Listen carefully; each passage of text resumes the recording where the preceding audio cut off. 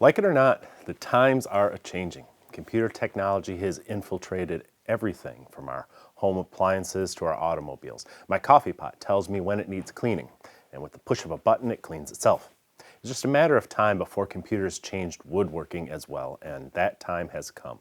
Whether it's a motorized router table that auto-calculates your joinery, or a table saw that won't cut your hot dog, technology has infiltrated the workshop, and it's up to each of us to decide what to do about it.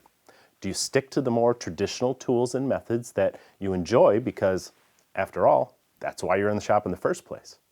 Or do you try something new, either because you may be able to do things that you weren't previously capable of, or because you wish to reduce the time and labor required to do mundane tasks so you may focus on other parts of the craft that you enjoy most? For example, a CNC machine can be a game changer for small workshops. But some folks don't want to change the game. They like the game how it is, and that's totally legitimate. In fact, I'm a firm believer that a woodworker who uses traditional tools and methods and who preserves the history of our craft is as important as those who advance it. So we're not going to waste time in this video arguing about whether real woodworkers use CNCs. Instead, we're going to discuss what tools and tasks may reasonably be replaced by a CNC and what may still be best done with other, more traditional tools and methods. As someone who has used a couple different CNCs in a small shop and who is not sponsored by a CNC company, I think you may find my opinions in this video interesting, especially if you have a limited budget or limited space, or if you're setting up a new shop. You may be wondering if a CNC can replace some or even all of the conventional woodworking machines that you might have to buy. The short answer to that question is a CNC can replace many other shop machines in theory, but in actual practice, I don't think you'd want to do everything with a CNC. For example, a table saw, in my opinion, will always be the best tool for cutting project parts. Its speed and efficiency is obvious if you only have one or two cuts to make. There's almost no setup involved. But it also excels at cutting out piles of rectangular pieces which make up the vast majority of furniture parts. It's simply faster and easier to set a fence and then push a piece of wood through a table saw than it is to program a CNC, tell it where and in what position the workpiece is in relation to the router bit, secure everything in place, let the router do its thing, then cut and sand away those little tabs that are left behind. Sure, there are other ways to deal with tabs or even eliminate them, but I already finished cutting out those parts on the table saw before you even got your computer booted up. If I was manufacturing thousands of identical rectangular parts that had to be very precise, maybe. But at the consumer level, in your garage workshop, a table saw will almost always be the best tool for cutting squares and rectangles. So what about parts that aren't square? Depending on the type of projects you typically make, only a fraction of your cuts may be curved. Some folks cut curves so infrequently that they don't even own a bandsaw. They rely instead on one of those handheld jigsaws. But when you do have to cut a curve, particularly if you must cut more than one identical curve, then a CNC starts to become more useful. For example, a while back we made a bed that required two bent legs for the headboard. These were laid out by hand, a template was carefully cut and sanded to shape, then the blanks were roughed out on the bandsaw, and finally a router was used along with the template to make the two identical legs. This process would have been far faster with the CNC. And that's a very common way that some folks use their CNC machines. They cut most of their parts with their regular tools, such as the table saw, and then they utilize a CNC to cut the oddly shaped parts. Some folks even do a combination of the two. They like the convenience of modeling software to create odd-shaped templates.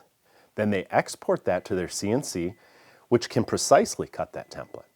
Then they use the template to shape their project parts with a conventional router, so they can read the grain and adjust their cuts in ways that's more difficult with a computer-controlled machine. They're working the wood, not just machining the wood. This hybrid approach is really where I see CNCs finding a niche in small woodworking shops moving forward, not as a replacement for conventional machines, but as a way to expand the capabilities of a small shop. As another example, we've done a fair amount of cabinets in our shop lately, all with rows of shelf pinholes. These, of course, can be bored with templates and drill bits, but it gets to be a little bit of a pain when you have a lot of cabinets to make. The other day, Pete and I were talking about using a CNC for that task. Imagine building a kitchen full of cabinets. Chances are most of the side panels on, for example, the upper cabinets will be identical. So why not clamp a couple fences to the bed of the CNC so you can quickly position each panel on the machine, then let the machine bore those shelf pins for you. You could do the same thing to bore the cups for the door hinges on all the doors. Does this mean that a computer is making your cabinets? No, but it made some of the mundane tasks easier, faster, and less tedious. And that's where a lot of the benefits of a CNC are found in the average workshop. Speed may not be a factor if you're building things for yourself and you're enjoying the process. But do you enjoy every part of that process? In some cases, a CNC can take on those boring tasks so you can concentrate on the parts of the project you most enjoy.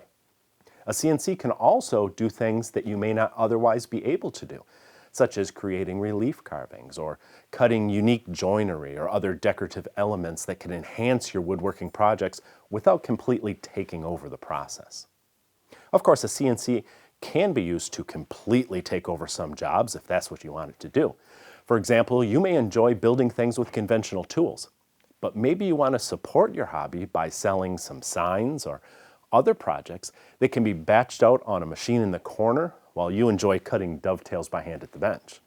In that case, the machine would be like a second set of hands, earning you money on the side. But at what cost? I mean, there's no doubt a CNC can be a useful addition to a small shop, but does the value it brings to the average woodworker measure up to the pile of cash you have to lay out to get a good one? That's a difficult question to answer. A CNC is definitely a luxury tool for the average hobbyist. You don't need one, so I wouldn't go in debt to get one. But woodworking isn't a cheap hobby to begin with.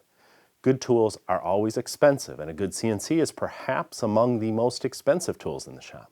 It would be helpful, though, if you knew what type of CNC you needed for what you plan to do with it. That way, if you do decide that you can fit one into your budget, you don't overspend. In my opinion, there are 4 levels of CNC. There are the toys that cost under $1,000.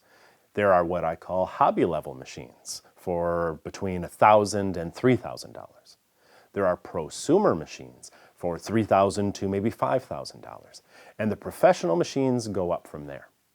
Now, before someone calls me crazy for suggesting something under $1,000 is a toy, let me explain. When I say toy, I mean a machine for someone who is just playing a bit.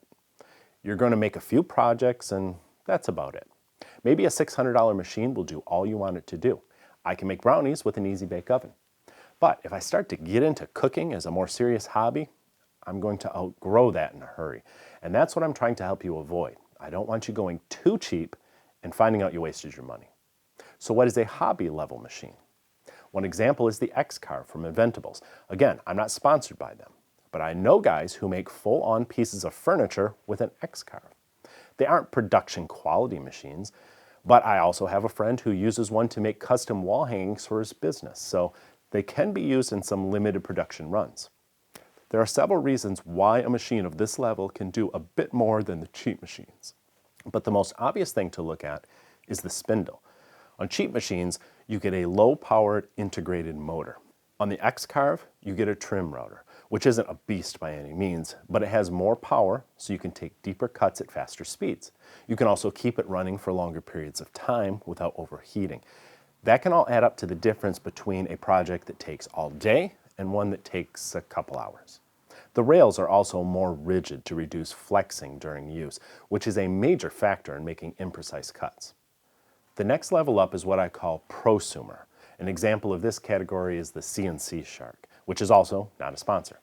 It has a full-size router motor that can handle even more aggressive cuts and run for even longer periods of time. To handle the added stress, machines at this level have much more robust frames. What might take the X-Carve a couple hours, perhaps may be done in half the time with a machine of this level. That, as well as the higher quality moving parts, such as a lead screw drive, as opposed to the X-Carve's belt drive, and linear bearings instead of rollers, makes a machine in the prosumer level much more suited for small or medium scale production work. After that comes your professional level machines. If you're looking into that level, I think you have a lot more questions than this video can answer, so we'll save that for another time.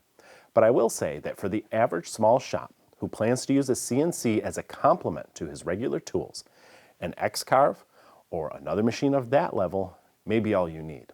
If you plan on using a CNC for hours a day, several days a week, even making a bunch of projects to sell at craft shows, then a prosumer level machine like the CNC Shark may be a better choice. But unless you need a full 4x8 bed to work with entire sheets of plywood, or you plan on larger scale manufacturing, perhaps to support a web store, you probably don't need to get a great big professional level machine, in my opinion. The bottom line is a CNC does not have to take over your workshop. It can be a very valuable addition to your current workflow. You may be able to do some things faster and more precisely with the CNC. You may even be able to do some new and creative things that were not otherwise possible to you. Maybe you could earn some extra cash, which you could then use to buy 100-year-old hand planes to use while the computer runs in the corner of the shop. See you next time. BitsBits.com is a small company that takes top quality white-side router bits and adds their high-tech Astra coating to reduce friction, heat, and wear, perhaps doubling the life of the bit. They have a growing selection of bits for all woodworking applications, and they are the place for CNC router bits. They are really worth checking out, so give them a look at the link below this video. Wait, don't go yet. If you're new here, please subscribe and remember to ring the bell. I would really appreciate that.